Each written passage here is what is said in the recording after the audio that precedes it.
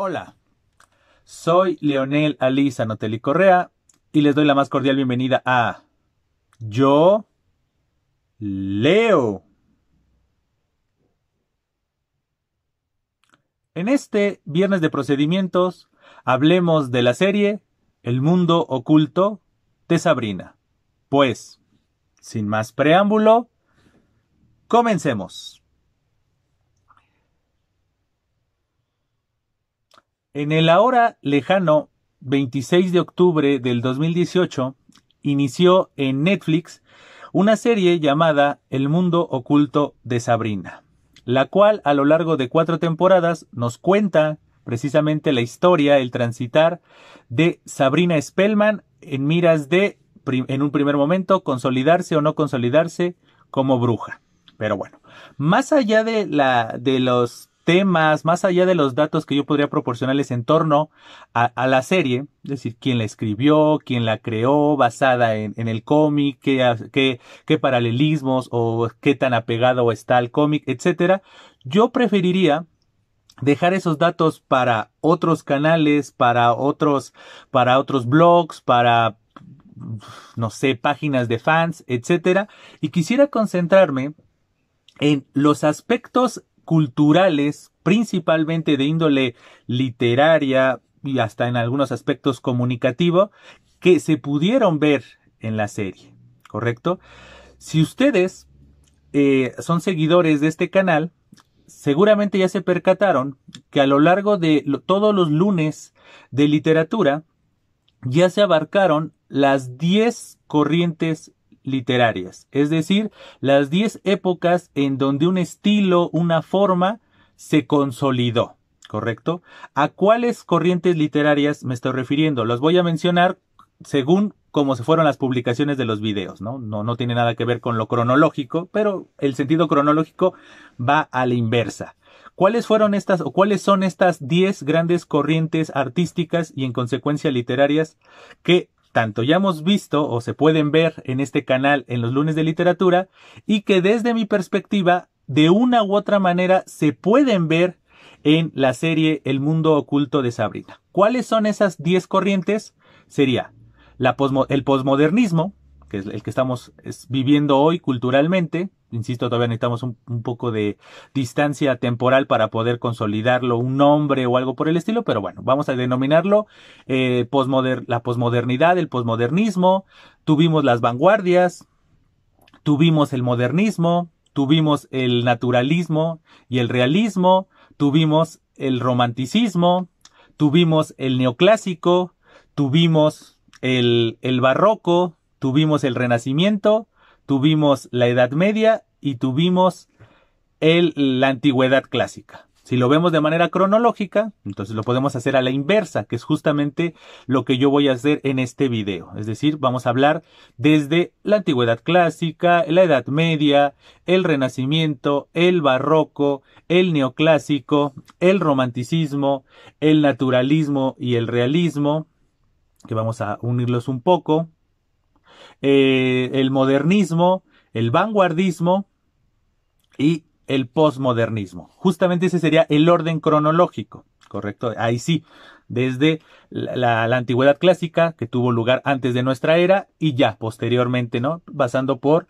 las 9 corrientes restantes. Entonces, si quisiéramos relacionar esto, tendremos que partir de un concepto fundamental. ¿Cuál es este concepto fundamental para poder analizar esta relación, que aunque ustedes no lo crean, existe? La palabra clave es intertextualidad, ¿correcto? ¿Qué es en esencia la intertextualidad? La intertextualidad la podemos ver desde dos perspectivas.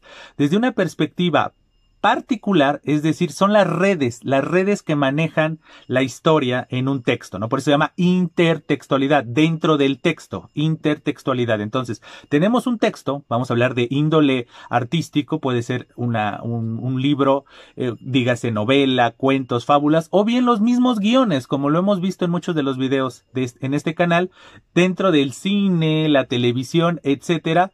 Tenemos precisamente esos mismos recursos, esos mismos elementos. Entonces, la intertextualidad de manera particular es todas las redes que manejan la historia del texto. Pero desde una perspectiva macro, la intertextualidad es ver la literatura, ver toda expresión escrita, incluso hasta representada y demás, verlo como un todo. Y entonces podríamos sintetizar esta intertextualidad macro, la podríamos sintetizar con nada viene de la nada. Todas las historias, de una u otra manera, siguen la tradición. Entonces, por lo tanto, la intertextualidad son esos hilos, estas referencias, incluso la metaliteratura, es decir, la literatura hablando de la literatura. Todas esas situaciones las podemos ver en cualquier obra, de una u otra manera. Incluso intentar ir en contra de la tradición, a su vez es un elemento intertextual. ¿Por qué? Porque de una u otra manera estás partiendo de la tradición para saber que vas al lado opuesto. Entonces tienes que conocer esa tradición para poder ir al lado opuesto. Si ustedes recuerdan o saben, eso es justamente la base fundamental de los vanguardistas. Es decir, los vanguardistas tuvieron que primero conocer toda la tradición, dominarla, para ellos generar un nuevo postulado, un nuevo paradigma artístico. Lo mismo ocurre con la intertextualidad. Tienes la opción de seguir la tradición, tomar referencias de dicha tradición, o bien conocer esa tradición e intentar renovarla de una u otra manera. Pero para poder renovarla tienes que conocer lo que vas a renovar. Y precisamente mi interpretación, en algunos aspectos sí puede verse forzada, pero en otros aspectos está muy bien fundamentada. Eso es lo que podemos ver precisamente en la serie. Por ejemplo, aspectos de la antigüedad clásica que podemos ver en la serie. Lo más obvio sería la mitología. La serie gira alrededor de dioses, ¿correcto?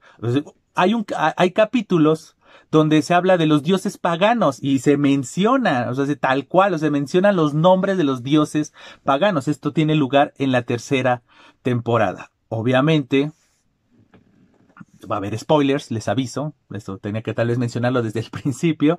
Pero bueno, obviamente va a haber spoiler porque la serie ya terminó. Ya, por eso justamente me esperé. O sea, la serie terminó desde principios del año 2021. Entonces, pero bueno, me esperé un tiempo razonable, tanto para poder terminar en los lunes de literatura la explicación de las corrientes y para que se entienda la relación, y si no tienen alguna relación, pues está justamente este mismo canal les brinda la herramienta de poder ver en qué consiste cierta corriente, cuáles son sus características y poderlo incluso ver. Muestra de ello es que el lunes pasado, cuando estábamos hablando de la antigüedad clásica, mencioné la serie de Sabrina, ¿no? Ahora sí, puntualizándonos y aclarado lo anterior de que va a haber spoilers, si no han visto la serie, pues este video les va a arruinar algunas sorpresas, algunos elementos fundamentales, principalmente relacionados con la última temporada y principalmente con el final global de toda la serie. Ahora sí, aclarado lo anterior para que después no vengan reclamos, hablando de la antigüedad clásica, podemos hablar muchos temas. O sea, hay muchas aristas que ahorita justamente voy a también a mencionar en unos momentos, pero bueno, el más fundamental, el más obvio es la mitología. La serie gira alrededor de dioses de los que sean, dioses paganos, incluso el mismo Satanás es visto como un dios, al grado, o sea, muestra de ello es que nunca se menciona su nombre. Muy parecido haciendo un paralelismo, que también vamos a profundizar en ese aspecto en unos minutos, muy parecido a lo que ocurre con el mundo judio-cristiano, ¿no? De no usar el nombre de Dios en vano.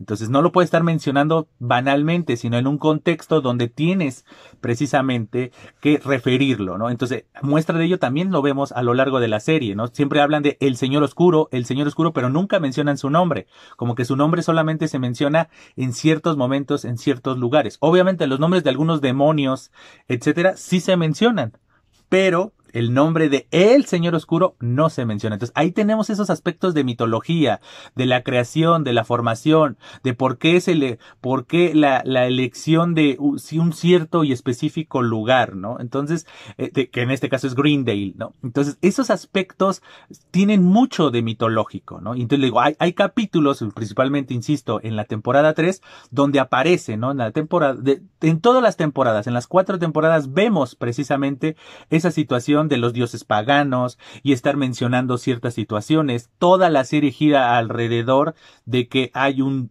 dios, y también está la mención de Lilith, que habla de la fundación, el origen. Entonces ahí tenemos ciertamente esta mención de la mitología, ¿no? La antigüedad clásica nos aportó muchas cosas, la base de todo, pero principalmente este aspecto mitológico. Entonces, desde mi perspectiva, en el mundo oscuro de Sabrina podemos ver esa tradición, esa intertextualidad con la mitología, hablar de dioses, hablar de creación, hablar de la importancia de el poder de cierto dios, aunque va a haber una vuelta de tuerca, como lo vamos a ver a continuación.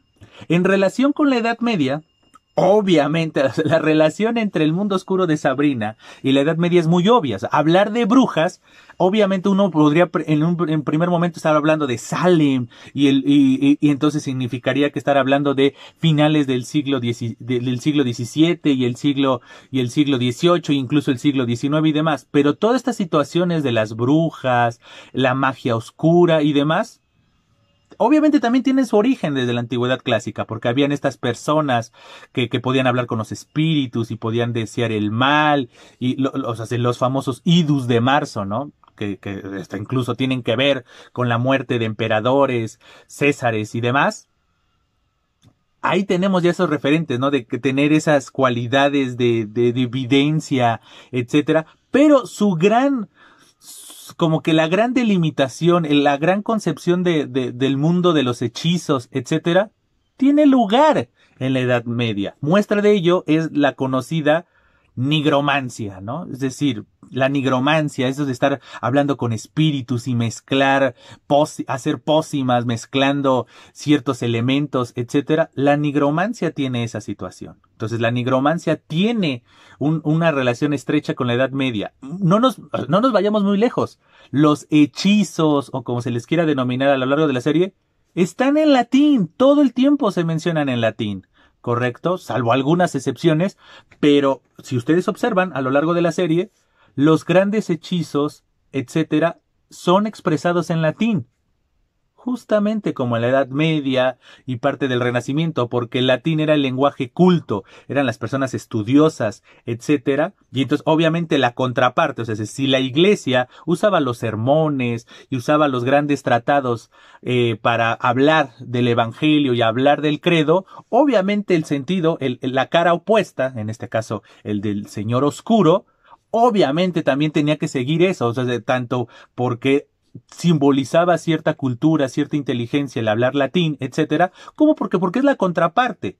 Entonces, obviamente uno podría pensar, pues la contraparte tendría que ser totalmente distinta. No, porque por un lado es la contraparte, pero por el otro lado también es un aspecto paralelo. Entonces, este paralelismo, precisamente con la mitología, la cosmovisión, los conceptos y demás, se ven a lo largo de la serie. Entonces, la nigromancia, este concepto de las brujas, de los hechizos, esta situación del latín, etcétera, lo podemos ver a lo largo de la serie y lo podríamos relacionar en consecuencia con la cultura medieval y en consecuencia con el arte medieval y la literatura de esta misma época.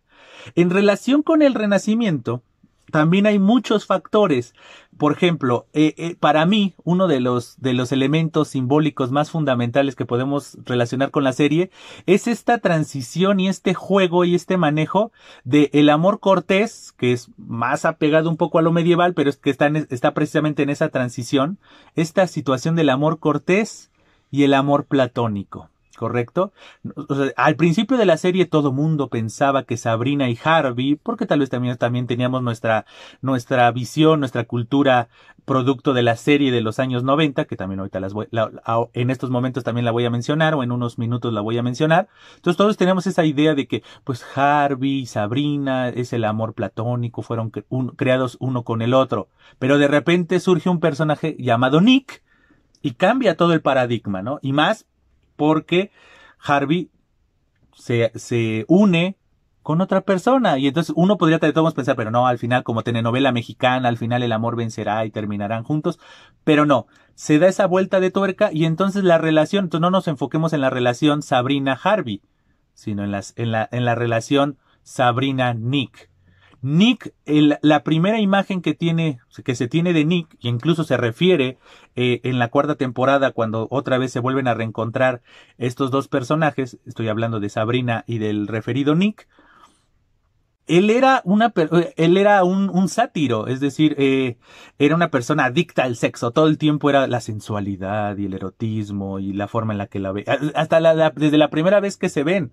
Él es el primero que se acerca a ella cuando Sabrina ya va a la escuela de brujas, por denominarlo de esta manera. Entonces, y se acercaba a ella con sensualidad y demás. Entonces, como que Nick en esos primeros momentos representaba el amor cortés, o sea, la cortejó buscando tener relaciones sexuales con ella, no porque la amaba y demás. Pero, otra vez, alerta de spoilers, si no han entendido después de casi 16 minutos de video, viene un spoiler. Nick cambia radicalmente al final de la serie. Se vuelve ese amor cortés, ese amor carnal de solamente conquistar para poder tener relaciones sexuales y demás, que es la esencia del amor cortés. Obviamente tiene todo un contexto, una tradición y demás que ahorita también les voy a mencionar. Pero al final se transforma en un amor platónico, que eso tiene total relación con el final de la Edad Media, totalmente hablando principalmente en Italia, con Dante Alighieri, Francesco Petrarca, Cavalcanti y otros escritores, Pietro Bembo, etcétera. Entonces se vuelve de ese amor carnal y ese deseo inherente de querer, o vehemente, mejor dicho, de querer tener relaciones sexuales y el contacto y demás. Todo el aspecto carnal se transforma en espiritual, en este amor ideal, que fueron creados el uno para el otro, etcétera. Se ve precisamente en la relación entre Sabrina y Nick. Entonces, esta transición de amor cortés a amor platónico, o neoplatónico, si lo quisiéramos hablar de manera más puntual, porque la interpretación de Marsilio Ficino, y es el que cambió un poco el paradigma de la escuela neoplatónica. Este cambio de paradigma es evidente, o sea, de ver, ¿no? Es ver totalmente esos momentos de un Nick totalmente deseoso de carne a un Nick espiritual. Muestra de ello es la última escena de la serie. Tanto, obviamente, de la cuarta temporada como de la serie. ¿En qué termina la serie? Terminan con Sabrina y Nick en el más allá, demostrando que su amor es puro y en consecuencia eterno. Que eso también se va a poder relacionar con otra corriente, pero que esa corriente artística, literaria y demás surge precisamente con un retomar estos aspectos tanto de finales de la Edad Media como de el Renacimiento, de este amor espiritual que como es real va a trascender el mundo y en consecuencia el mundo de la carne. Entonces ahí tenemos un aspecto fundamental. Hay otros que precisamente les voy a mencionar al final porque esos aspectos que les voy a mencionar al final como que también se vieron a lo largo de la historia, no es una particularidad. Entonces, el amor cortés y el amor neoplatónico, el amor platónico, lo vemos precisamente como un tópico, una intertextualidad del ámbito renacentista. Ahora hablemos del barroco. En el barroco podríamos mencionar que podemos ver ciertos aspectos barrocos en el miedo al vacío. Algo que normalmente define al barroco es el miedo al vacío. Entonces, si observamos con detenimiento ciertos lugares específicos e importantes y en consecuencia simbólicos de la serie, vemos que están llenos. No están vacíos. Vemos la casa de Sabrina y está lleno, ¿no? De retratos, de imágenes, como que es un lugar pequeño por un lado. O sea, hay momentos en donde el lugar se ve pequeño, a pesar de que es una casona, que muy de estructura medieval y demás, porque lo podemos ver que es en forma triangular, etcétera. Pero bueno, ahí está otro aspecto arquitectónico medieval, pero bueno, estamos hablando del barroco. Cuando nos adentramos a la casa de las Spellman, vemos que como en muchos momentos se ve como si fuera un lugar pequeño, hasta la misma habitación de Sabrina, ¿no? Se ve como si fuera un lugar pequeño porque está lleno de cosas, de ropa, de libros, de los espejos, ¿no? El espejo monumental que tiene, a pesar de, y su cama es muy pequeña, ese tipo de situaciones, ¿no? El mismo lugar donde preparan a los muertos, ¿no? Porque no olvidemos que la familia Spellman en esta serie se dedica precisamente a eso, ¿no? Todo lo relacionado con la muerte, preparar a los muertos para ser enterrados, etcétera.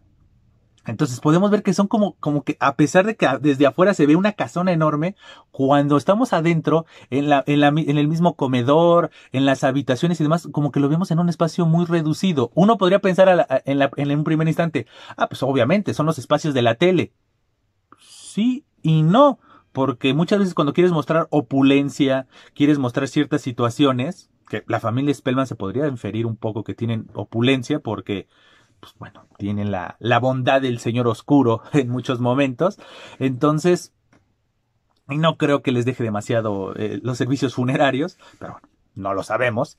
El chiste es que si quieres mostrar opulencia en una mayor, en un grado evidente, pues lo muestras que muestras la grandiosidad, por denominarla así, de la casa, de los espacios, de los lugares. Y en la serie no. En la serie, sí, los lugares pueden ser muy grandes, pero están llenos de cosas, llenos de objetos, llenos de un sinfín de cosas que no permiten desplazarse en la totalidad. Entonces yo podría un poco, insisto, tal vez esta interpretación es una de las más forzadas de la serie, pero yo vería el barroco en ese sentido. Yo vería el barroco en ese miedo al vacío. Muestra de ello es la casa de las Spellman, la misma preparatoria de Grindel. Se ve, o sea, los pasillos son muy estrechos a pesar de que están los casilleros y demás, se ven muy estrechos, los salones también se ven, como que hay ese miedo al vacío que uno, insisto, podría en la primera instancia podría interpretar como de, pues es que es cuestión de televisión, ¿no? Para que se vea la totalidad. Yo lo podría interpretar también como que todo esté junto así, todo conglomerado podría representar este denominado miedo al vacío. Pasemos ahora a la relación entre la serie y el aspecto del neoclásico, de la ilustración, de los grandes pensadores. Para mí, esta época se representa principalmente en el personaje de Ambrose. Ambrose para mí representa el neoclásico. ¿Por qué? Porque partamos del hecho de que el neoclásico es racionalidad, el racionalismo total. Y Ambrose es precisamente eso. Si todo el tiempo él está estudiando, todo el tiempo él tiene experiencias, todo él tiene el conocimiento histórico, tiene el conocimiento de los manejos de las artes oscuras, él es el que a quien acuden para cuando hay alguna situación y entonces qué hechizo hacer y demás. Obviamente, porque también tiene muchos años y demás, a pesar que se vea joven y demás, pero bueno, tiene muchos años. Entonces, toda esa experiencia la usa ciertamente para el conocimiento. Todo el tiempo lo vemos con un libro. Si ustedes lo observan, la mayoría del tiempo en la serie tiene un libro en la mano, ¿correcto?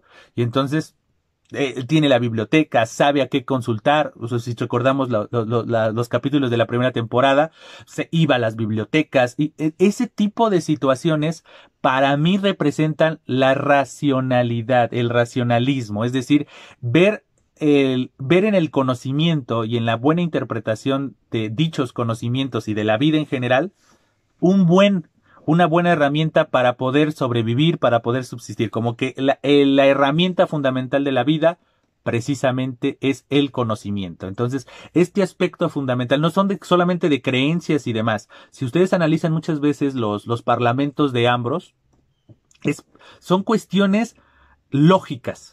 Obviamente dentro de la lógica, o sea, lógica de dónde, si hay gente que no cree, por decirlo así, o es un mundo de ficción. No olvidemos, estamos analizando el mundo oscuro de Sabrina, no nuestra realidad. Estamos hablando como si el mundo oscuro de Sabrina, esa es la realidad. Entonces, esa es la realidad. Entendamos eso, que somos conscientes de que es ficción porque es una serie, etcétera, pero en esa forma de vida, etcétera, Ambrose no es tan sentimental, no son como actos de fe. Todo lo tiene perfectamente planeado y está basado en conocimientos, en lecturas, en interpretación, en la tradición. Entonces, para mí, precisamente por eso, Ambrose representaría el neoclásico. Ahora pasemos a lo más obvio de la serie, que es el romanticismo.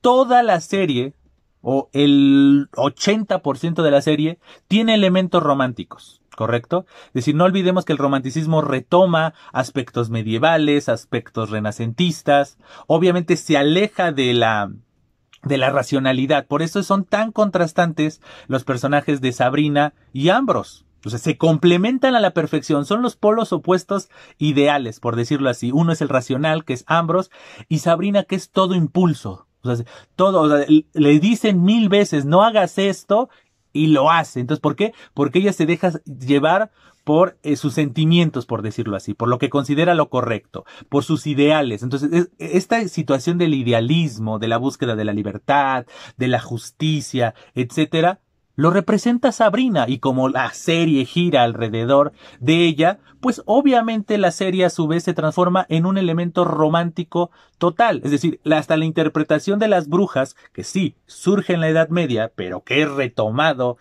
siglos después también en el romanticismo y estas situaciones, etcétera. Muestra de ello es lo que ocurrió en Salem y demás, esta famosa historia, que pues no es de gratis que el gato se llame Salem, tampoco es gratis que Ambrose se llame así el personaje, porque podemos recordar a Ambrose Bierce, que escribió el Diccionario del Diablo. Entonces, como que hay ciertos simbolismos, etcétera.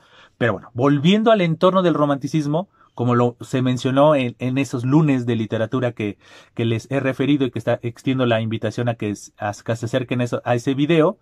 Precisamente, o sea, la serie El Mundo Oscuro de Sabrina gira alrededor de un entorno totalmente romántico. Y otra vez regresamos a lo mismo, no romántico en el sentido como muchas veces tomamos el término de el amor y demás. O sea, obviamente hay amor romántico, sí, pero el romanticismo va más allá, es un estilo de vida. Y Sabrina ejemplifica de muy buena manera en muchos momentos el estilo de vida romántico, de estar triste, de estar alegre, de estar eufórica, de buscar la libertad, de buscar la justicia, de dar la vida por tus ideales. Otra vez regresamos. Alerta de spoiler. Si después de 26 minutos no saben que puede haber spoiler, pues les vuelvo a advertir. El final de la serie es un final romántico. Ella se sacrificó su vida, se muere literalmente, da su sangre para salvar a la comunidad. ¿Correcto? Para salvar a la aquelarre, para salvar a los familiares de sus seres amados. Eso es un acto heroico que obviamente se puede relacionar con la epopeya, la épica y demás, pero también es un héroe romántico, ¿correcto? Porque se sacrifica a ese extremo. Entonces, ahí tenemos esos elementos románticos. Podríamos hablar de infinidad de elementos románticos, pero bueno, para ser justo con las otras corrientes artísticas y demás, no voy a profundizar en demasía. Pero esta lucha de ideales, de la libertad, la justicia, este mismo carácter de Sabrina, es romántico casi a la perfección. O sea, quieren ver un ejemplo de romanticismo bien estructurado y demás, la serie lo es. O sea, muchos de los momentos de la serie lo es. Pero como estamos observando, no solamente romántico, tiene elementos de todo. ¿Cómo lo vamos a ver a continuación?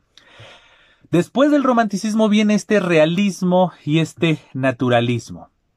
En el caso de Sabrina, no podemos ver realismo. Correcto, porque no refleja una realidad, refleja ciertas realidades que de manera simbólica podemos entender. Es decir, obviamente está la realidad de enamorarse, en la transición a veces de la niñez a la adolescencia. Hay ciertas circunstancias, pero obviamente el mundo oculto de Sabrina pues tiene muchos elementos de su realidad creada, no de la realidad de nosotros. Entonces, obviamente no podemos hablar de realismo de manera objetiva o de manera puntual, pero sí podemos hablar de naturalismo. Si nosotros recordamos ese video, que también existe dando la invitación para que lo vean, del naturalismo. El naturalismo en esencia lo que tenía esta visión de que las personas somos lo que somos producto de nuestro entorno. Entonces, si partimos de ese hecho, recordemos el inicio de la serie. Sabrina es una simple adolescente que está cumpliendo 16 años, tenía una vida, era cuidada por sus tías, toda su vida era en la cotidianidad, era una más del mundo, no trascendía nada, era porrista de su escuela, etcétera, etcétera, etcétera, etcétera, y de repente su realidad cambia producto de su entorno. Descubre que ella viene de una familia de brujos. En consecuencia, su destino, otra vez podríamos relacionarlo con el destino y la concepción hasta incluso de la diosa Fortuna y demás medieval, o del destino totalmente de la antigüedad clásica, pero enfoquémonos en este naturalismo, veámoslo como un aspecto naturalista. Todo su entorno giraba alrededor del mundo de los brujos, de la magia, de los hechizos, etcétera. Obviamente, aunque ella no quería, Si recordamos la primera temporada, ella estaba en contra, no estaba totalmente en contra de adentrarse a ese mundo. Ella quería estar en su mundo humano, por denominarlo de esta manera. Y entonces, pero su naturaleza, su entorno, la fue empujando al grado de que ocurre lo que ocurre a lo largo de toda la serie y el final de la misma, ¿no? Es decir, al grado de que ella tuvo que ser la gran salvadora. Ella tuvo que, tanto se involucró en su naturaleza, tanto aceptó su naturaleza de bruja, que le costó incluso la vida, aunque fue un sacrificio. Entonces, como vemos, sí podemos ver este guiño de naturalismo en la serie. Después del naturalismo podríamos hablar del modernismo. El modernismo para mí no aparece en la serie. Porque como les decía, esta interpretación de que pensar que las Spellman, vamos a concentrarnos en las Spellman, que es pues la familia nuclear de la serie, viven en la opulencia y presumen y viven la vida de la riqueza, en realidad no. O sea, en realidad no hay tantos aspectos de este aspecto frívolo y culto y demás. O sea, les digo que en realidad no se ve mucho modernismo. Entonces, obviamente el modernismo no tuvo una repercusión internacional, mundial, global, etcétera, solamente en algunos aspectos principalmente hispanohablantes, es decir, tenemos modernismo surgido en América, no lo olvidemos, y después se retomó en España, pero no tuvo tanta repercusión en ¿cómo se llama? En Estados Unidos, en el mundo anglosajón. Entonces, podríamos decir que el modernismo no lo podemos ver en demasía en esta serie. Entonces, saltémonos a la siguiente, que sería el vanguardismo, ¿correcto? El vanguardismo, en esencia, lo podemos ver en dos cosas. Por un lado, fue un rompimiento de paradigma para la cultura televisiva. Es decir, las personas, como quien les habla, estábamos acostumbrados a ver una Sabrina juvenil, sí, pues es muy obvio por su edad, pero verla en entornos más afables, o más amables, más inocentes, incluso cómicos. Es decir, si nos basábamos en la serie de Archie y demás, donde Sabrina es un personaje, pues la veíamos como las típicas aventuras de los adolescentes preparatorianos y demás. Y si nos adentramos principalmente, y ahí es donde entro yo más, y mi generación, y las personas que tienen aproximadamente mi misma edad, nacidos en los 80s aproximadamente, incluso nacidos en los 90, nosotros teníamos la visión de una Sabrina que sí tenía vicisitudes, tenía aventuras y demás, pero en un entorno cómico e inocente totalmente, que es la serie del mundo mágico de Sabrina, que fue la serie de los años 90, ¿no?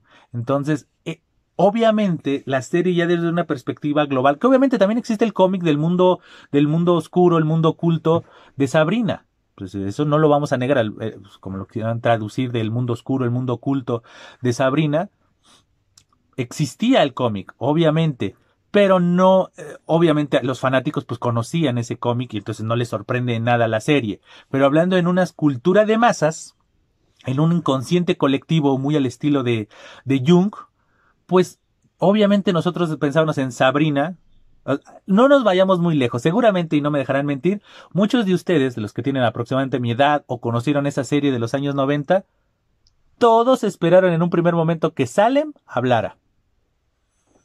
Cuando escuchaban nada más los maullidos así como de no va a hablar. Que después los productores de esta serie, de la que estamos hablando, nos regalaron un capítulo donde hay un Salem que habla. Otra vez. Si ya en los 34 minutos de este video no sabían que iba a haber spoiler, se equivocaron. Entonces, sí, en los últimos capítulos de la serie, válgase la redundancia, hay un capítulo en donde hacen referencia a esa serie de los años 90, ¿no? Es decir, como que los productores, los guionistas, sabían que existía ese cosquilleo, esa ansiedad de tener un guiño de esa serie que para muchos nos marcó la infancia, ¿no? O nos marcó la adolescencia, ¿no? Dependiendo la edad. Entonces aparecen las actrices que interpretaron a las tías de Sabrina en esa serie de los años 90. Entonces, ahí están esos referentes. Entonces, el aspecto vanguardista lo podemos ver precisamente con eso. O sea, se venía una tradición de Sabrina en el inconsciente colectivo, en la cultura de masas, y de repente que surja esta serie de el mundo oculto, el mundo oscuro de Sabrina, y rompe, obviamente, es un aspecto vanguardista, es decir, es romper la visión, el esquema, la interpretación que teníamos de este personaje y obviamente de los personajes que componen, es decir, como se los decía al principio de este video, todos pensábamos en la relación Sabrina-Harvey y punto. Pero aquí hay un rompimiento total de esa tradición, de esa situación y obviamente Sabrina no le interesa a Harvey. Se queda al final con Nick. Entonces, como podemos ver, a esos rompimientos son un guiño del vanguardismo, ¿no? Es decir, teníamos un esquema, teníamos una idea, teníamos una interpretación y la rompemos. O sea, tenemos y muestra de ello es ese capítulo en donde se refiere un poco la serie de los 90, ¿correcto? Es decir, es como de, aquí está, somos conscientes de esa tradición, pero mira, te estamos diciendo cómo la rompemos. Para mí, ese capítulo es el que, desde mi perspectiva, consolidó esta lectura. Un poco osada, pero mi lectura de este guiño de vanguardismo que tiene la serie. Con esos capítulos, o ese capítulo en donde se menciona que Sabrina es una serie, y se menciona, y aparece un Salem que habla, y aparecen las actrices, en este caso, pues los personajes, las tías de Sabrina que nosotros relacionamos con la serie de los 90, que aparezca eso, es como la cereza en el pastel de decir, ahí está el elemento vanguardista. Son conscientes de la tradición, son conscientes de que el nombre ya tenía un simbolismo con ciertos aspectos, pero que llega esta nueva producción y rompe ese paradigma, rompe esa tradición. Entonces, quieran o no, es un elemento de vanguardia, ¿no? Es romper el esquema, proponer una nueva forma, en este caso, de leer a Sabrina. No es un rompimiento del paradigma de la televisión, ni nada por el estilo, pero sí es un rompimiento del mundo de Sabrina. Y aquí ya no voy a ponerle oscuro, oculto, nada. Es un rompimiento de el paradigma del mundo de Sabrina y todo lo que gira alrededor de él. Y por último, hablando de esta historia y la relación entre la serie y las corrientes literarias, pues está el posmodernismo. Entonces, la posmodernidad la podemos ver en esencia en la fusión. Todo esto que les acabo de mencionar, esta relación estrecha entre las tradiciones y entremezcladas, etcétera, la podemos ver. O sea, la podemos ver totalmente en la fusión de tradiciones, ¿correcto? Es decir, esta intertextualidad que les estoy mencionando, que les mencionaba desde el principio del video, es el ejemplo como que más prototípico. Es decir, es una serie posmoderna, obviamente. Muestra de ello es la fusión de tradiciones, ejemplos de fusión de tradiciones además de las que les mencioné. Al final, la serie termina siendo una tragedia. ¿Correcto? Tiene elementos, o sea, el global de la serie termina siendo una tragedia. Muy al estilo del romanticismo, pero también muy al estilo del renacimiento. Es decir, podríamos hablar desde una perspectiva amorosa, una perspectiva política, social. ¿Qué le pide? Obviamente vamos a guardar las distancias, pero tiene características de una obra shakespeariana. Y si recordamos, los románticos son shakespearianos. ¿Correcto? Las grandes historias de amor de Shakespeare las vemos en el romanticismo. Ergo, las vemos en la serie de Sabrina. Entonces, ahí tenemos. Pero también tenemos comedia. Nos cuentan la tradición, nos cuentan los usos y costumbres, la vida de los personajes, ¿no? De los amigos de Sabrina. ¿Correcto? Entonces, ahí tenemos esos elementos fundamentales. Entonces, por eso podemos hablar de esa fusión de tradiciones. O sea, ya hablábamos de la mitología y demás, que era lo más obvio y característico de la antigüedad clásica, pero también podemos hablar del teatro. Tragedia y comedia. El mundo oculto de Sabrina en realidad es tragedia y comedia. Es una tragicomedia, o sea, es muy al estilo de la Celestina. Edad Media. Entonces, como vemos, está esta fusión. Está, por ejemplo, la referencia a la cultura pop del terror, ¿no? Del horror, ¿no? Hay referencias a películas, a series, hay canciones, etcétera, ¿no? Que a veces pintan un poco anacrónico, ¿no? Porque el contexto de la serie era una década y de repente hay celulares y de repente hay canciones de Queen y demás, cuando dices, a ver, pues espérate, ¿en qué año estamos, no? O sea, como que hay televisión casi casi de analógica. Entonces no había pantallas planas, pero de repente tienen celulares los personajes y de repente el grupo de Harvey cantan Radio Gaga de Queen y entonces así como de como que hay esos tipos de situaciones anacrónicas y demás que de repente estos golpeteos de temporales de que de repente pues se piensa que la serie está ambientada en los 60 por la forma de vestir y demás, pero de repente se traslada a los 80 y de repente se traslada a los 2000. Entonces, como que esos golpes y demás, que solamente una persona obsesiva y demás, o que de repente te brinca la escena y demás, porque dices, pues es que, pues, ¿por qué sigue habiendo teléfonos de pared, no? O sea, cuando les hablan a la familia Spellman para un servicio funerario, no les mandan un WhatsApp, no se comunican con ellos pues por un teléfono celular. Muy poca gente sigue usando el teléfono fijo, ¿no? Principalmente son las personas de generaciones anteriores a que nacieron en los 70s y para atrás, son las personas que normalmente, o hasta incluso de los 80s, son personas que todavía tal vez ven en el teléfono fijo una posibilidad. Pero las nuevas generaciones, la denominada generación, los millennials de los 80 en adelante, o esta nueva generación, la generación Z, ya ven en el celular, si quiero hacer una llamada, que también es poco probable que hagan una llamada, a veces saben usar su celular a la perfección, menos el teléfono, paradójicamente. Y eso, bueno, yo le sigo llamando celular. Entonces ya muy poca gente tal vez incluso también le llama teléfono o celular, ¿no? Tal vez el smartphone o no sé cómo le puedan llamar, pero yo le sigo llamando celular, ¿no? Entonces esos aspectos generacionales, esos choques temporales los vemos en la serie, ¿no? Entonces es digno de analizar. Ese es obviamente un elemento por un lado vanguardista, por otro lado posmoderno, y también podemos decirlo, son errores, ¿no? Podríamos decir, son errores, pero bueno, en el arte todo se vale, y entonces es el mundo oculto de Sabrina. En el mundo oculto de Sabrina se pueden mezclar los 60, los 70, los 80, los 90, la primera década de los 2000 y ahora la segunda década de los 2000. Entonces, bueno, se pueden entremezclar porque pues es el mundo, es la realidad que se pinta, etcétera, ¿no?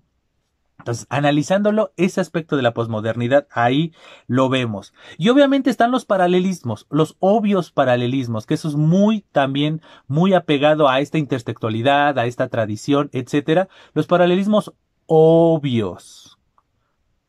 ¿Cuál es el paralelismo más obvio cuando ya se ve la serie desde el principio? Si uno tiene este bagaje cultural y demás, se ve muy obvio. El paralelismo entre Jesucristo en el mundo cristiano y Sabrina.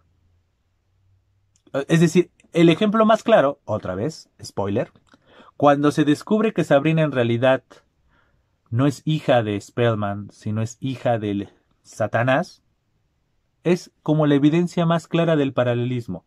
Es la hija del Señor Oscuro. Entonces, ahí está el ejemplo más claro, ese paralelismo. Al final, ¿qué termina siendo Sabrina? Termina sacrificándose por todos. Entonces, ahí está ese aspecto importante. Entonces, hay un paralelismo obvio. Muchos me dirán, pero bueno, Jesucristo no es el único.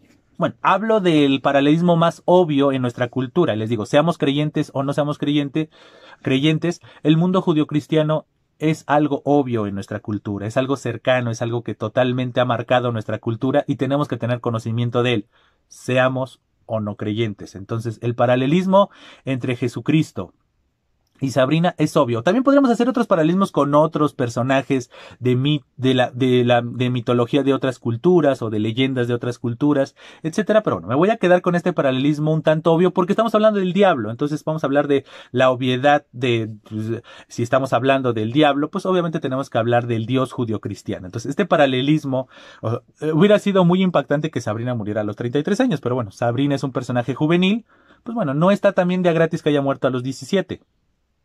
Porque, pues, bueno, Jesucristo en la tradición muere a los 33 y pues no hay mitad de 33. Bueno, así como, entonces, pues como que si hubiera muerto Sabrina a los 16 años y medio, pues ya hubiera sido mucha coincidencia. Entonces, pues bueno, podemos ver que la historia transcurre en un año.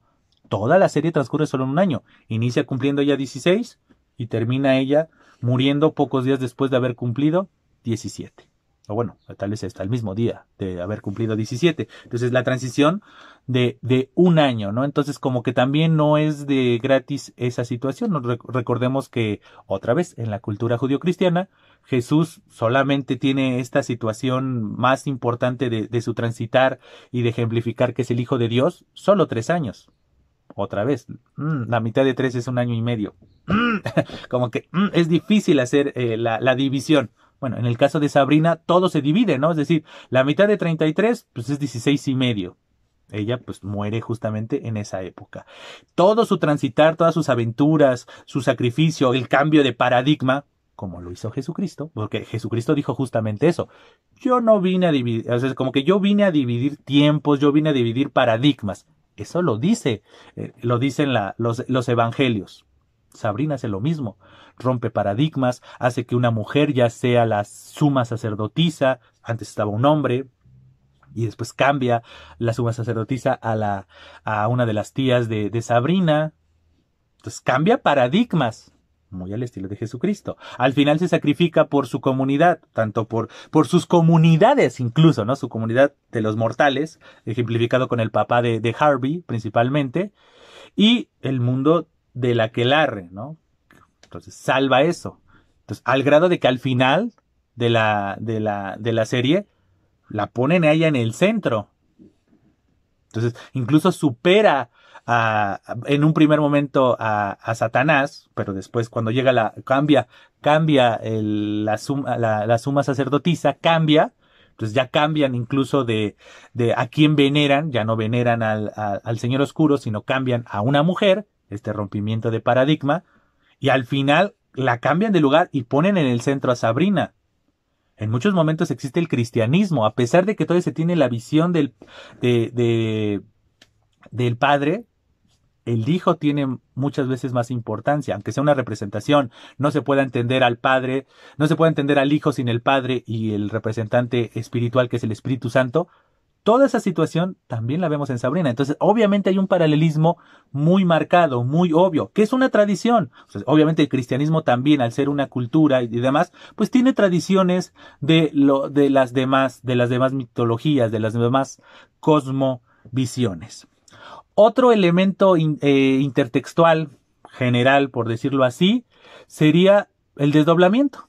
Es un tópico, es decir, es un tópico literario de el desdoblarse, ¿no? Y entonces el muestra de ello es Sabrina, ¿no? Sabrina en sí ejemplifica el desdoblamiento y lo lleva a un extremo, lo hiperboliza, porque en la normalidad de la historia era el desdoblamiento de la doble vida de Sabrina, ¿no? La vida en el mundo de los simples mortales y demás, y en el mundo del aquelarre, de las brujas, etcétera. Entonces, esta que estudiaba en 2 escuelas al mismo tiempo, etcétera, etcétera, etcétera.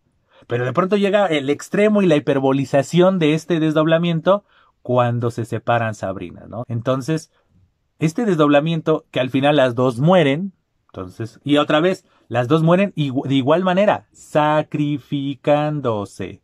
Entonces, a pesar del desdoblamiento, la esencia de la búsqueda de la justicia, de este aspecto épico, este aspecto heroico, ¿no? Sabrina se transforma en una heroína, tal cual, de sus dos comunidades, porque tanto Sabrina, pues, viéndolo como una unidad, tanto muere en el mundo del aquelarre y demás, como también muere en el mundo de aquí, de nosotros, no sé cómo lo podríamos llamar, de los mortales, de los humanos, etcétera, no de los brujos ni de las brujas. Entonces, ahí tenemos el desdoblamiento. Hay infinidad de historias que hablan de estos dos caracteres, ¿no? De este desdoblamiento, etcétera, ¿no? Entonces, ahí tenemos esta situación de el desdoblamiento.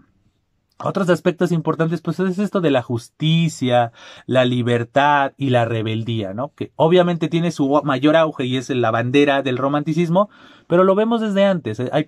Ser héroe implica también a su vez ser rebelde y estar peleando por los valores de la colectividad, ¿no? Entonces este aspecto épico también lo vemos en Sabrina. Es muy obvio, es muy evidente. Entonces lo podemos ver desde el aspecto de la epopeya. Todos los héroes, los grandes héroes que podemos ver en la Ilíada, que podemos ver en la Odisea, que podemos ver en el Cantar de Miocid, que podemos ver en muchas historias épicas a lo largo de la historia, hay un aspecto de rebeldía, ¿no? Hay un guiño, un momento en donde se tiene que rebelar, pero que esta rebeldía a su vez va por un bien mayor.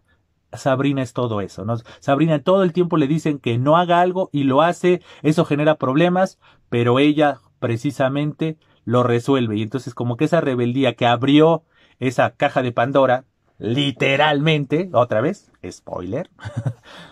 Entonces, podríamos justamente, ¿no? La caja de Pandora tampoco es un símbolo gratis que aparezca en la serie, porque es precisamente eso, ¿no? Todos los actos de Sabrina siempre desembocan que abra una caja de Pandora, que absorba todo, que se lleve todo, pero de pronto da la vuelta y lo regresa de una manera diferente, ¿no? Como les digo. Entonces, ese aspecto también lo podemos ver y eso es totalmente posmoderno, esa fusión de situaciones. Todo lo que este video está ejemplificando por un lado esa posmodernidad, muy ad hoc con la época. La serie fue escrita y fue actuada y fue presentada en estas épocas, entonces tiene que representar su época. Entonces, el mundo oculto de Sabrina representa de buena manera su época. Muestra de ello también es esta situación de darle su lugar a darle su lugar a todos, por decirlo así. Vamos a decirlo como la serie cumple su función social según los estándares de la época. Ejemplos.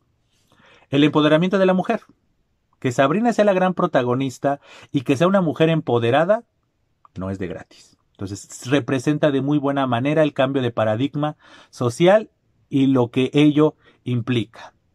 Hay historias podríamos decirlo, de cambios de preferencia, ¿no? O incluso cambios de la amiga de Sabrina, ¿no? Que es mujer de nacimiento, por decirlo así, pero ella no se siente mujer, sino se siente hombre y cambia su forma de ser, su forma de vestir, su forma de comportamiento, etcétera. Cumple precisamente con la realidad de hoy en día, ¿no? Es decir, esa situación, por ejemplo, no la podíamos ver de manera así tan natural en la serie de los 90.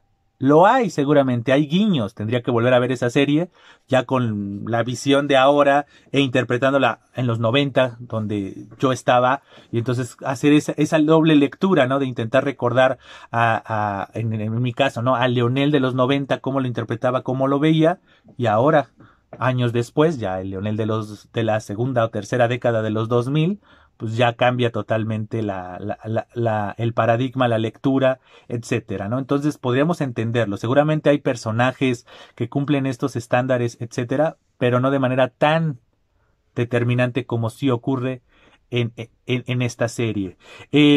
Otro aspecto fundamental es bueno, creo que lo del empoderamiento de la mujer no solamente se ve en Sabrina. No sé si es causante de Sabrina y demás, pero pues esto de que han cambiado a la suma sacerdotisa es un aspecto importante. Haber mencionado a Lilith, que tiene estos bandazos, ¿no? De a veces apoya y a veces no apoya, a veces servía y a veces buscaba su propia, engañaba, y entonces como que esta figura muestra también las posibilidades de las personas y obviamente del sexo femenino. Entonces, estos puntos, hablar obviamente de los afrodescendientes, aparece, y no es un personaje cualquiera, no es un personaje secundario, no es un personaje estereotipado, ¿no? Incluso es un personaje que también tiene poderes, ¿no? Entonces, esos aspectos son importantes de mencionar. Entonces, este buen equilibrio de estas situaciones que ahora son nuestra naturaleza, o bueno, la realidad nos dice que estamos en esa transición de poder lograr la equidad, poder lograr la igualdad ya de manera cierta, no como en el romanticismo que era el gran ideal de la igualdad ante todos, pero la igualdad ante todos en lo macro, no en lo micro. Es decir, en lo macro es en las leyes, en los discursos, pero ya cerrabas la puerta de tu casa y en lo micro, en lo íntimo, esas desigualdades seguían existiendo. Ahora se está peleando socialmente por una igualdad en lo macro y en lo micro y hasta casi en lo nano, ¿no? En lo más pequeño, en lo más ínfimo de la cultura. Entonces estamos en ese proceso de transición y la serie ejemplifica de muy buena manera. Hay gente buena, hay gente mala, hay gente hipócrita, hay gente mentirosa, hay gente impulsiva, hay gente con conciencia. Entonces, todo esa gama de personajes que aparecen una vez o aparecen a lo largo de toda la serie, se muestra, ¿no? Se muestra de buena manera en la serie. Entonces cumple con esta situación inherente de las series de hoy en día, etcétera, ¿no? Cumple con ese aspecto, ¿no? Particular, y entonces en consecuencia otra vez vuelve a representar de buena manera su época y su época tanto culturalmente hablando como podríamos llamar espectacular o televisiva, o en este caso pues no es televisiva porque no aparece en la tele, sino en un canal de streaming. Entonces cumple con esta situación de los paradigmas de contar historias, ¿no? Entonces de buena manera lo cumple. En síntesis, ¿cómo podríamos envolver a la serie El mundo oculto de Sabrina? Es decir, si quisiéramos buscar una palabra del ámbito de la literatura y de la comunicación y demás, ¿cómo podríamos sintetizar esta serie, que ahora sí, ya puedo hablar de ella a cabalidad y sin miedo, sin incertidumbres ni nada, porque ya se vio que ya está completa y demás? Podrían crear otra serie paralela de qué ocurrió después, pero bueno, ya con el personaje de Sabrina, etcétera, que bueno, si seguimos con este paralelismo de la religión judío, bueno, el cristianismo y la serie, no nos sorprenda que Sabrina resucite al tercer día. Yo estaba esperando, incluso aquí entrenó, yo estaba esperando eso al final. Sí, tanto es el paralelismo con el cristianismo que pues no me sorprendería que resucitara. Pero no, optaron por darle pie al amor, ¿no? Entonces, y no está de más, es decir, es una situación importante de esta transición, etcétera, ¿no? Entonces dices, bueno, muestra de ello es que la escena final es el reencuentro del amor verdadero entre Nick y Sabrina. Dices, bueno, cumple también el paradigma, cumple la intertextualidad, cumple la tradición, pero bueno, hubiera sido un buen guiño que resucitara al tercer día. Pero bueno, ella era un guiño muy obvio, ya todo el mundo hubiera dicho, ay, no, no. Entonces, como que la serie está pensada también para la adolescencia y demás. Bueno, o sea que ustedes no son cursis, pues van a decir, ¿por qué terminó así, no? Hubiera terminado de otra manera. Pero sí, la mayoría se relaciona la adolescencia con el enamoramiento, o mínimo el ideal de enamorarse y encontrar el amor verdadero. El final otra vez cumple con la tradición, cumple con los estándares. No está nada mal. Aunque, si observan con detenimiento, pues bueno, que ambos estén vestidos de blanco, las pinturas que los rodean en esa última escena, es un simbolismo que en este momento no voy a interpretar, no voy a analizar y demás, pero bueno, es importante, si ustedes tienen esa curiosidad, sean minuciosos e investiguen qué son esas pinturas y qué representan.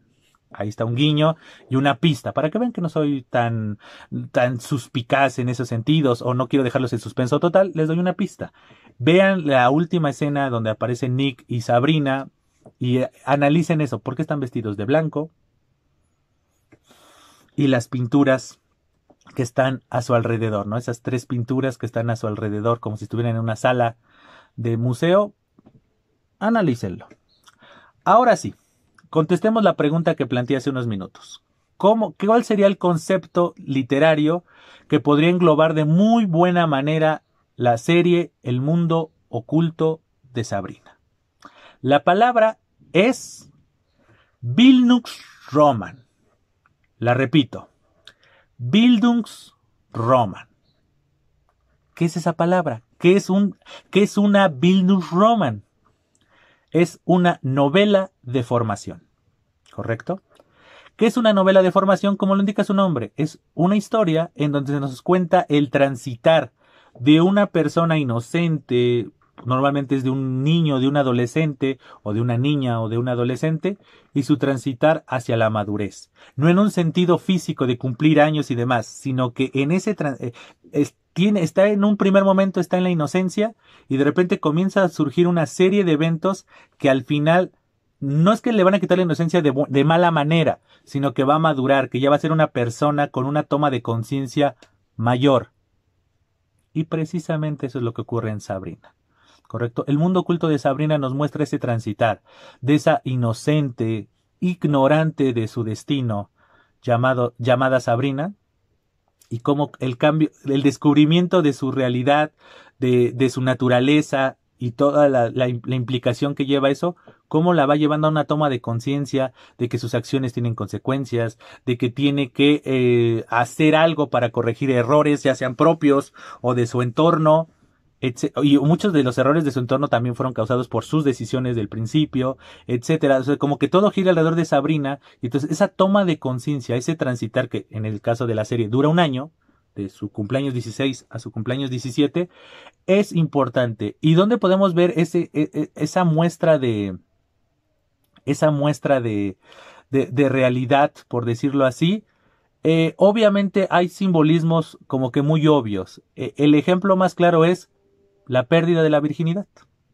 Es decir, ese es como que el ejemplo más claro, o sea, es muy obvio socialmente. Es decir, como que uno relaciona muchas veces la relación sexual con un acto ya de madurez. Obviamente la realidad dice todo lo contrario, pero bueno, aquí estamos hablándolo simbólicamente, artísticamente. Entonces, el entregarte a una persona y con una certeza total, o sea, no estaba ebria, no estaba distraída, no fue a base de engaños, o sea, fue un acto de total conciencia, te muestran ese grado de madurez. Entonces, ahí tendríamos un ejemplo muy, muy claro. El otro ejemplo muy claro, pues es esta toma de conciencia de las decisiones, de que tiene que hacer algo, que tiene que tomar cierta determinación. Todas esas situaciones ejemplifican ese transitar de la inocencia a la madurez. Y muestra de ello es que pues, la vida de Sabrina es muy pequeña. Entonces, ella no podría morir inocente, por decirlo así. Ella tenía que ya, o sea, al grado, o sea, ella era la designada, ella era la hija del Señor Oscuro. Entonces, obviamente tenía que tener una importancia, ¿no? Entonces, este aspecto épico, este aspecto heroico, en este caso, la heroína Sabrina, ejemplifica de muy buena manera la Bildungsroman, ¿correcto? Entonces, o novela de formación, si es que se transforma en trabalenguas esto de la Bildungsroman. Quédense con ese concepto, ¿no? Es decir, la serie de Sabrina cumple, como pueden ver, de buena manera el paradigma, ¿no? Representa muy bien esta intertextualidad, ¿no? Representa muy bien las épocas, porque precisamente la serie es un buen reflejo de esta época de la posmodernidad que se caracteriza por situaciones sociales, políticas, sí, como les acabo de mencionar, pero cultural y artística y literariamente hablando. En específico, cumple con esta fusión de tradiciones, de épocas, de perspectivas, de situaciones, lo cumple de muy buena manera. Entonces, en conclusión, El mundo oculto de Sabrina es una serie buena.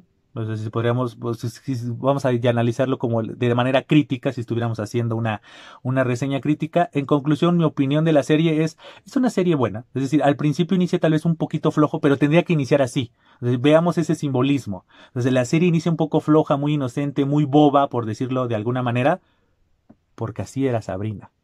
¿Correcto? Y entonces en el momento de que tiene que tomar decisiones, en el momento de que comienzan a aparecerle su realidad, un poco con el paralelismo del naturalismo, la naturaleza comienza a cambiar en Sabrina, porque no olvidemos, los 16 años en el mundo de Estados Unidos es como los 15 años acá en México o en Latinoamérica, ¿no? Es ese transitar de niña a mujer. Piensen que en Estados Unidos es los 16, ¿no? Los famosos dulces 16. Entonces no es simbólico, o sea, corrección, no es que no lo sea, al contrario, es totalmente simbólico que tenga lugar el inicio de la serie y de este cambio de la naturaleza de Sabrina a los 16 años. ¿Correcto? Podríamos también ejemplificarlo con el número y demás por el estilo de eligen el 6 al final porque era el 666 o 6 más 1 son 7 y entonces eso significa una divinidad. Podríamos hablar de ese tipo de situaciones o que sean 36 capítulos de la serie. Ese aspecto de ya de la numerología y demás, supongo que puede tener un cierto simbolismo y demás, pero no quisiera adentrarme en eso porque muchas veces se ve muy forzado, ¿no? Eso de los 36 capítulos y entonces es el 3 de la Trinidad y el 6, que pues, es el triple 6, pues es el número de la bestia, 3 y 6 suman 9, que entonces es 3 veces 3 y entonces es 3 veces la Trinidad.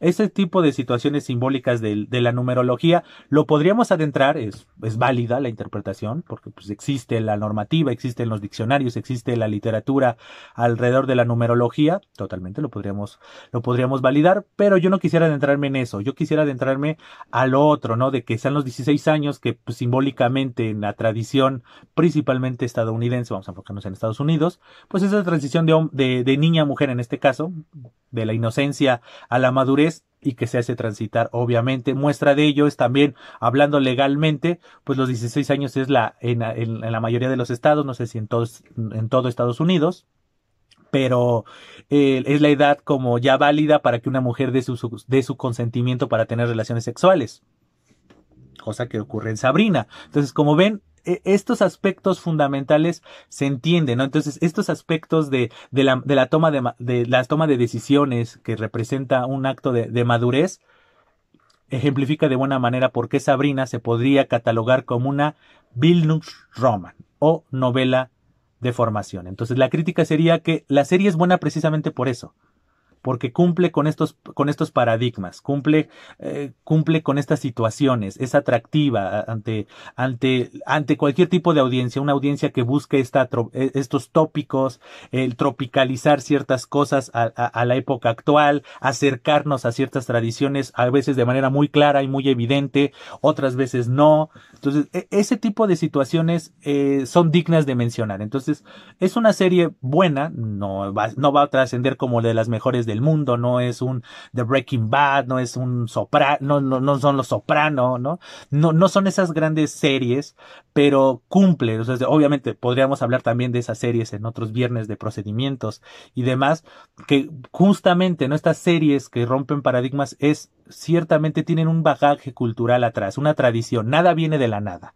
Entonces, Sabrina cumple con los aspectos fundamentales de cualquier obra que aparezca frente a nosotros en la pantalla o en forma de libro, ¿no? Por un lado entretiene, es una serie en este caso que pasa rápido, decía, a pesar de que, obviamente también porque tiene pocos capítulos cada una de sus temporadas, sí, pero es una serie que puedes aventarte un maratón tranquilamente, puedes aventarte tus 6-7 horas que dura cada temporada sin ningún inconveniente, no te estresa, no es una serie que te haga, que son de estas series profundas que te llevan a pensar y demás, no, es una serie entretenida, es una serie que muestra de buena manera todo el bagaje cultural y artístico de la tradición de la humanidad, las corrientes artísticas para dejarlo claro, acorde a este canal de YouTube. Entonces, como ven, cumple en buena manera todos los aspectos, ¿no? Les digo, hasta incluso estos bandazos de temporales, de que a veces está en los 60 y otra vez en los 70 y otra vez en los 80 y otra vez en los 90 y ahora aparece hasta un smartphone en los últimos capítulos. Todo ese tipo de situaciones que son observables, tienen sentido si lo vemos en este contexto, si lo vemos desde esta situación de que por un lado es entretenimiento, no olvidemos, es una serie, no intenta educarnos, sí deja una huella, sí deja un aspecto cultural que representa, sí, pero no nos pretende educar, nos pretende entretener en un primer momento, pero dentro de la historia sí tiene referentes que nos podrían servir para entender o para acercarnos a aspectos culturales de manera general o artísticos de manera particular. Pues bien, espero que este capítulo del viernes de procedimientos, donde hablamos de la serie El mundo oculto de Sabrina, haya sido de su gusto, pero sobre todo de su utilidad. Antes de despedirme, como siempre, les hago la cordial invitación a que se suscriban al canal, a que compartan este video o cualquiera de los otros videos publicados en sus redes sociales y que, sobre todo, comenten qué les pareció esta lectura, este acercamiento entre las 10 épocas artísticas y la serie, qué les pareció la serie, si ya la vieron de manera completa, o tal vez este video los va a acercar a que vean la serie, tal vez aunque haya spoilers y demás, pero bueno, no lo olviden, saber el final, etcétera, no debe ser muy importante, ¿no? Y más en este caso, ¿no? Es decir, no es una serie de detectives al que al final se descubre quién es el asesino, ahí sí es muy importante, ¿no? Sino vean todo el transitar de los los capítulos esta situación del transitar de Sabrina. Entonces, espero sus comentarios sobre qué les pareció este paralelismo entre las épocas, las corrientes artísticas y la serie, mi interpretación de la serie en algunos aspectos, qué interpretación tienen ustedes. También usemos ese espacio para que ustedes me digan qué simbolismos ven, cuál fue su personaje favorito, cuál es su personaje favorito, o bien usar el espacio de los comentarios para que me hagan sus observaciones generales, o bien me comenten sobre temas, autores, perspectivas que ustedes quisieran ver en este canal. A su vez, les hago la cordial invitación a que me sigan en mis distintas redes sociales, dígase Facebook, Twitter e Instagram, en donde también lo podemos usar como un canal en el que ustedes me hagan sus observaciones, sus sugerencias y todo aquello que le abone a este canal. Pues bien, ahora sí, sin nada más que agregar, les agradezco su presencia y les digo, estamos en comunicación. Hasta siempre.